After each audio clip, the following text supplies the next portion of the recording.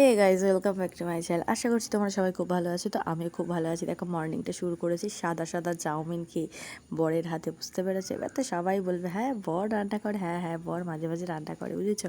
সকালে ছেলের স্কুল আছে, তো দুজন মিলে কাজটা সেরে নেওয়া হয়। আর এদিকে দেখো আমি রান্না বসিয়ে দিয়েছি, ছেলেকে আনতে যেতে হবে। এদিকে দেখো রান্না কমপ্লিট হয়ে গেছে, ডালটা ফুটলে নামিয়ে নেবো, ব্যাস।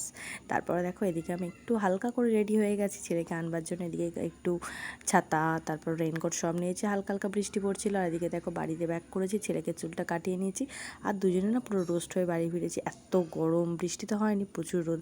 আর এদিকে দেখো বেসিনটা একটু কালো কালো দাগ হয়ে গেছিলো, তাই সকালের দিকে হারপিক দিয়ে রেখে দিয়েছিলাম। আর এখন একটু একটা কসবাইট আলাদা করা আছে, এটা ঘষে দিলাম, দিয়ে একদম পুরো চকচকে করে নিয়েছি। তোমরাও কি এইভাবে পরিষ্কার করো? অবশ্যই কিন্তু যদি করে থাকো আমাকে কমেন্ট করে জানিও। আর এদিকে দেখো স্নান করে পুরো রেডি হয়ে গেছি।